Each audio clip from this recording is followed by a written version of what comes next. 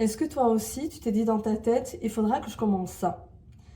Mais on est l'après-midi et bientôt il va faire nuit et on va regarder la télé, on va manger et puis je vais dormir.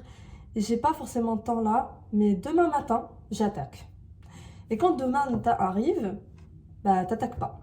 T'attaques pas parce que tu trouves plein d'excuses pour ne pas attaquer cette tâche. Et l'après-midi arrive et tu te dis, en fait c'est trop tard, je vais pas avoir le temps donc je vais le faire demain. Et en fait ça dure comme ça pendant des jours et des mois et des années des fois. Si tu es dans cette situation-là, tu es dans la bonne vidéo, on va parler procrastination. Je suis désolée, on est dans ma cuisine comme vous pouvez le constater. Tout simplement, j'ai pas le temps de la filmer tranquillement devant ma caméra. J'ai besoin de préparer des trucs en même temps, donc ça va être une vidéo spontanée. D'ailleurs, c'est ce que je veux faire sur ma chaîne YouTube. Donc, si tu as de la vaisselle à faire, si tu as quelque chose à préparer aussi en même temps que moi, si, je sais pas, tu as du ménage à faire ou quoi, eh bien, mets la vidéo et fais ce que tu as à faire et écoute en même temps. Aujourd'hui, juste pour expliquer la situation, pourquoi je suis dans la cuisine, c'est que demain, c'est le ramadan. Mon frère arrive chez moi, mais je ne serai pas à la maison. Je serai chez mes parents.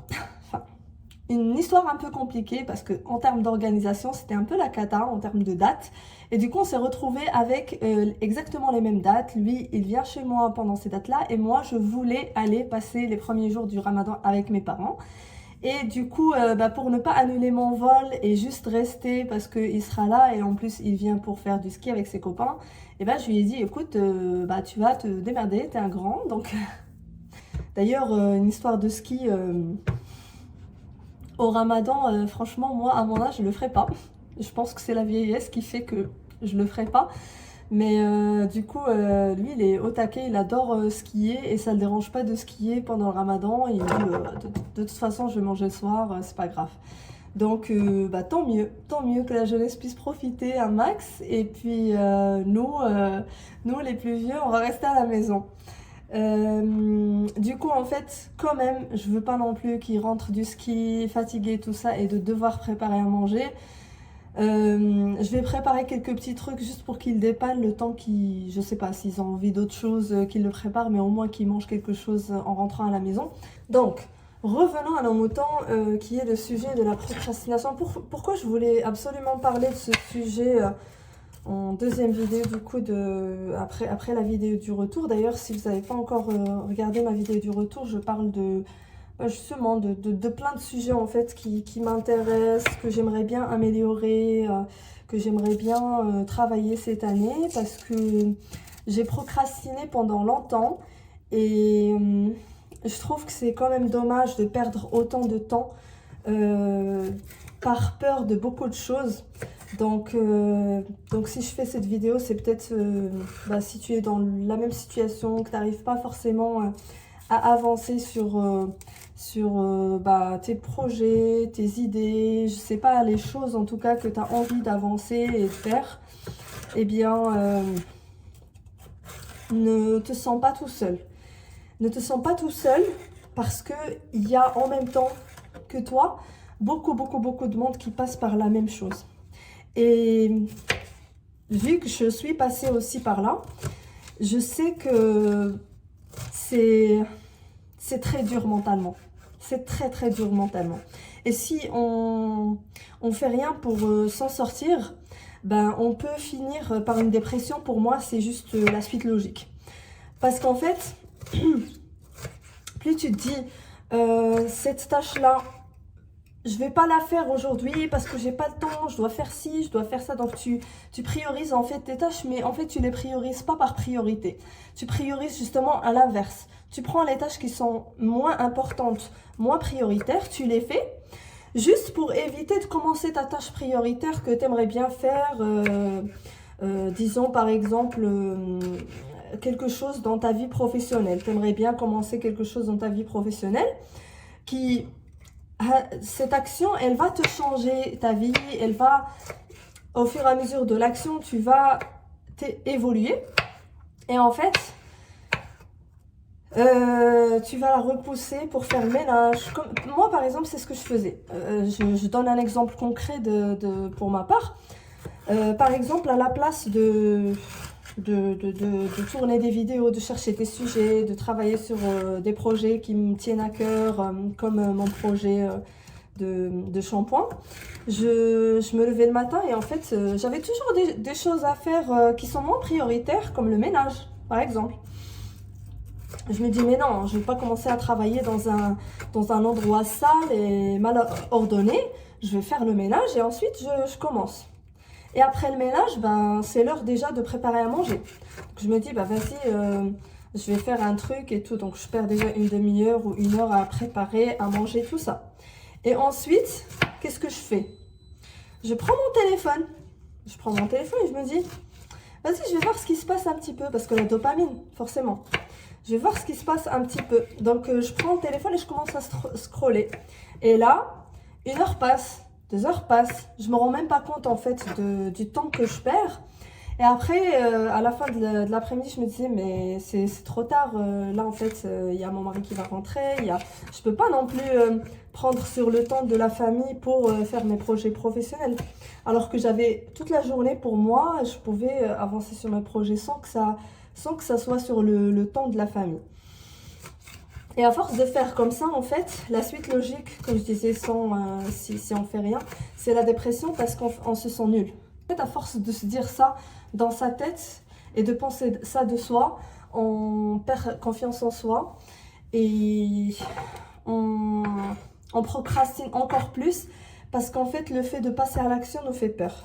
Moi, ça me faisait peur, par exemple, que ça marche pas. Ça me faisait peur que mon projet, il échoue et qu'on dise ah, il n'a pas réussi son projet. Sachant que c'est le cas parce que je fais rien. C'est-à-dire que, en fait, en faisant quelque chose, ben, au moins, j'aurais essayé et j'aurais pratiqué. Parce que, en fait, avec la pratique, tu forges, en fait, tes compétences. C'est-à-dire que même au début, si ça marche pas, que c'est de la merde, c'est pas une bonne qualité, ou par exemple sur un projet de vente, t'arrives pas à vendre, tu t'arrives pas à avoir de la visibilité ou quoi, au moins tu auras essayé une technique, tu sais que ça marche pas. Au moins tu l'élimines et tu avances, tu essaies une autre technique. Mais moi à la place je procrastinais, donc je faisais rien, donc j'avançais pas dans mes échecs pour un jour que ça marche. Et en fait, je perdais de plus en plus confiance en moi et je me sentais pas bien. J'avais même honte de dire ça à mon mari, de lui dire que j'ai rien foutu de ma journée, que j'ai scrollé, tout ça, parce que je me dis, il va se dire que ben, je suis une bonne à rien et tout ça. J'avais peur aussi du regard, en fait, extérieur. Et le problème de la procrastination, au final, c'est pas forcément la paresse. Je me suis rendu compte de ça parce que avant, je me disais je suis vraiment une flemmarde, j'arrive pas à avancer et tout. Mais en fait, c'est pas un problème de paresse, la procrastination. La procrastination, c'est plutôt un problème émotionnel. C'est des blocages que tu as à l'intérieur de toi, que tu n'arrives pas à débloquer parce que tu mets pas les mots sur tes émotions. Et tu mets pas les mots sur ce qui se passe dans ta vie actuelle. Et du coup, tu n'arrives pas à définir en fait ce qui bloque. Mais la procrastination, c'est vraiment un problème émotionnel. Parce que ce qui bloque à passer à l'action, c'est toujours, en général, ça va être la peur de quelque chose. Soit la peur de ne pas être validé socialement. Par exemple, moi, la peur de dire à mon mari, j'ai rien foutu aujourd'hui. La peur d'échec. Donc, je me dis, si je commence par exemple un projet et que je travaille sérieusement et que ça marche pas, c'est la honte. Donc, je fais rien et comme ça, je dis, bah, de toute façon, j'ai rien fait. Donc, c'est normal que ça marche pas. Mais en fait, c'est juste, ça m'avance pas. Vous voyez hein, le truc.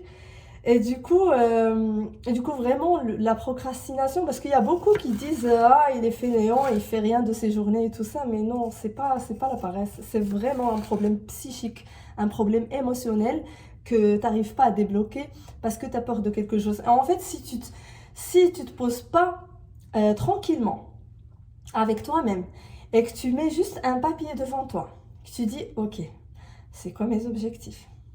Comment je peux y arriver? C'est quoi les actions que je peux mener? C'est quoi les stratégies que je peux mettre en place pour essayer de réussir telle ou telle chose? Eh bien, tu ne vas pas réussir. Tu ne vas jamais réussir à sortir de la procrastination. D'ailleurs, il y a un livre qui est super intéressant. J'ai commencé à le lire et je ne l'ai pas fini. Pareil, par procrastination, je pense. C'est Atomic Habits. C'est un livre qui est vraiment super pour la problématique de la procrastination parce que justement, dedans, en fait, il va parler de comment mettre en place un système quotidien, des habitudes. En fait, il parle des mini-habitudes. Ça veut dire quoi? Ça veut dire que, en gros, le changement, il ne va pas arriver avec le changement dans ta vie, il ne va pas arriver avec des grosses actions. Il va arriver avec des mini-ajustements petit à petit dans tes habitudes quotidiennes pour justement adopter la bonne approche pour avancer sur ses objectifs, etc. Il a cité plein d'exemples. Moi, je n'ai pas fini encore le livre. D'ailleurs, j'aimerais bien le finir parce que je suis sûre que la suite est autant intéressante que ce que j'ai déjà lu. Mais en tout cas, il parle aussi de la méthode des 2 minutes. C'est quoi la méthode des 2 minutes? C'est en gros, tu passes à l'action et dans ta tête, tu dis, j'ai travaillé 2 minutes sur cette action-là. Vraiment, en fait, le truc, c'est de ne pas se dire, je vais commencer par un truc compliqué, tout ça, parce que ça va te démotiver, tu vas encore procrastiner. L'astuce, c'est de se dire et de commencer par des tâches qui sont faciles, pour que ça soit plus light pour toi. Tu te dis, ok, je peux le faire, je peux commencer par ça. Et en fait, dans le livre, il conseille de se dire, ok, je vais commencer une action qui va durer 2 minutes. Et en général, quand tu commences une action et que tu fais 2 minutes de travail, là, ça s'enchaîne tout seul. Pourquoi?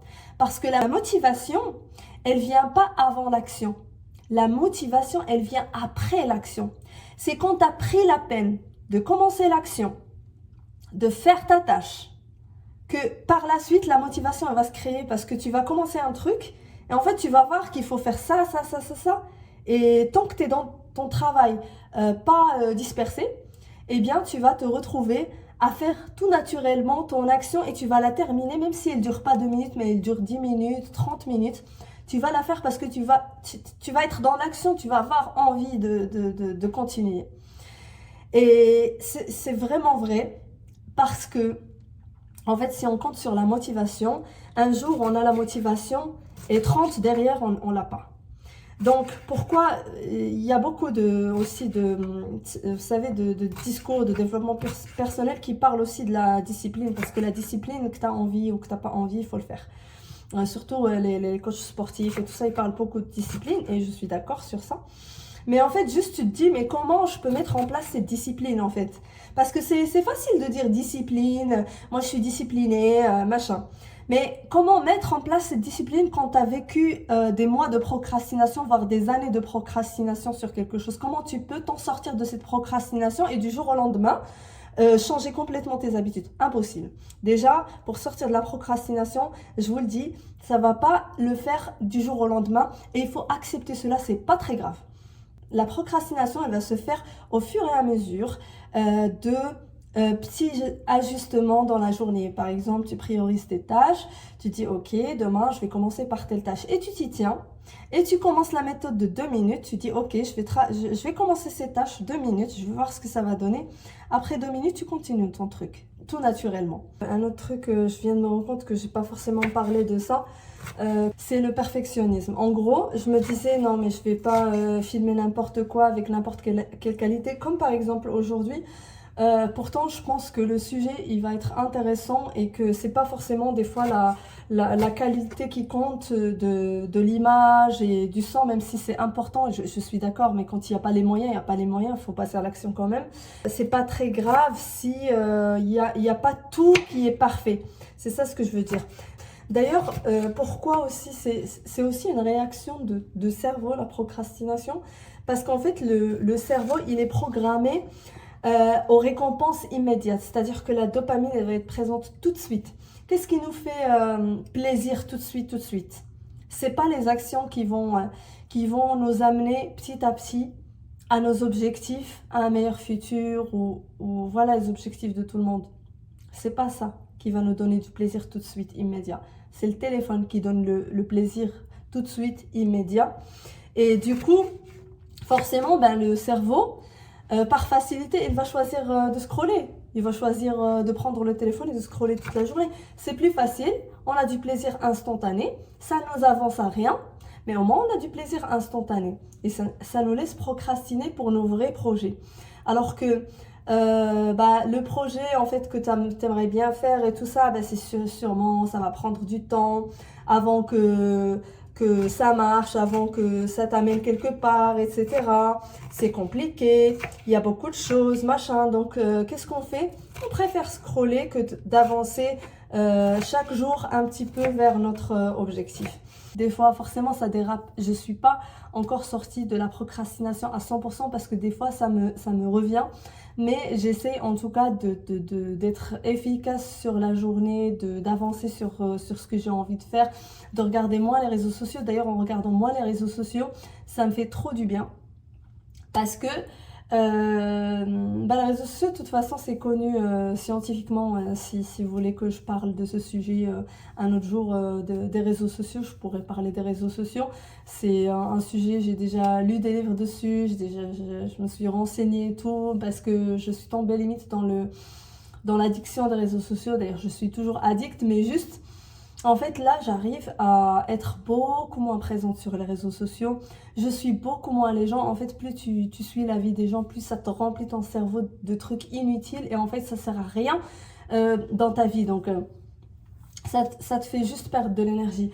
Du coup, ça me fait du bien en fait de pas scroller et d'avancer sur mes tâches. Et à la fin de la journée, même si c'est pas une journée productive comme je le souhaitais, parce qu'en général, je termine pas forcément toutes les tâches que je me suis promise de faire la journée, mais j'ai au moins fait la moitié.